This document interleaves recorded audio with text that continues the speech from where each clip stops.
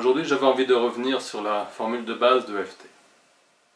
Traditionnellement en EFT, on utilise la formule de base en tapant 3 fois sur le point karaté, même si, par exemple, j'ai mal à la tête ce matin, je m'aime et je m'accepte.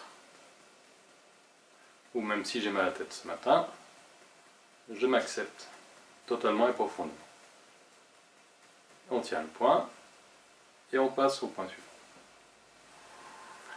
Mais en fait, la plupart du temps, on entre en contradiction avec nous-mêmes. C'est-à-dire que si réellement on s'aimait et on s'acceptait, la plupart de nos problèmes quotidiens ou nos problèmes récurrents s'accrocheraient beaucoup moins et disparaîtraient beaucoup plus rapidement.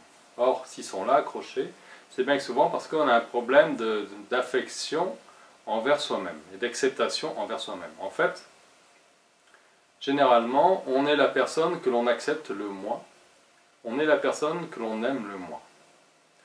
C'est pour ça que j'applique pas cette méthode-là, parce que lorsque vous affirmez « je m'aime » et que ce n'est pas vrai et que vous êtes en contradiction avec votre inconscient,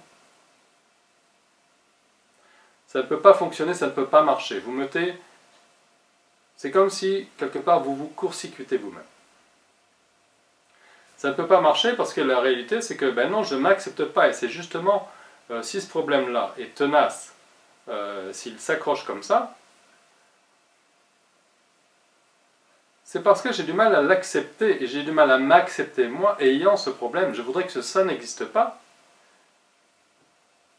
Mon idéal de moi ne peut pas inclure cet aspect que, au fond de moi, je pense que je ne devrais pas avoir. Et donc ça ne peut pas marcher. J'affirme quelque chose qui est en contradiction avec ma pensée profonde. Par contre, ce qui est certain, c'est que pour aller bien dans ma vie, nous avons besoin de nous accepter, d'apprendre à nous accepter. Et grandir, c'est quelque part développer notre capacité à nous accepter de plus en plus largement, c'est-à-dire en incluant toutes nos ombres et toutes nos difficultés et toutes nos façons de souffrir plus ou moins dans notre vie. Et donc ce qui est sûr, c'est que réellement, oui, j'ai besoin d'apprendre à m'accepter de plus en plus. J'ai besoin d'apprendre à m'aimer aussi de plus en plus. M'aimer, c'est pas aimer l'être parfait que je serai si ceci ou si cela. M'aimer, c'est accepter que ma vie soit telle qu'elle est. Avec mes failles, avec mes zones d'impuissance et avec tous les handicaps qui la constituent. Et donc lorsque je pose la formule, je vais plutôt dire, même si j'ai mal à la tête ce matin, j'essaye de m'aimer et de m'accepter un peu plus. Ou même si j'ai mal à la tête ce matin, j'essaye de m'accepter de plus en plus. C'est-à-dire que je vais poser la formulation qui est le plus en adéquation avec ma pensée profonde.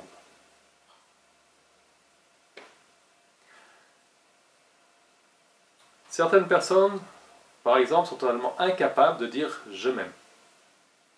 Même « j'essaye de m'aimer », je pense à une personne en particulier, c'est quelque chose qui est impossible pour elle. Les mots ne peuvent même pas sortir. C'est-à-dire que cette personne-là a tellement de rejet envers elle-même qu'elle ne peut même pas s'autoriser à essayer de s'aimer un peu. Et donc, je vais faire varier la formulation pour essayer de l'adapter à la personne. Et donc, ça va être « j'essaye de m'accepter un tout petit peu, quand même ». Ou « j'essaye de m'aimer un tout petit peu ». Ou alors « je m'autorise à essayer de m'aimer un petit peu ». Et à partir de là, on inclut les résistances à l'amour envers soi-même. C'est-à-dire que, fondamentalement, inconsciemment, si on ne s'aime pas, c'est parce qu'on ne l'a pas appris, on ne nous l'a pas appris, et on a grandi avec la croyance que nous ne sommes pas aimables. C'est-à-dire qu'en tant qu'enfant,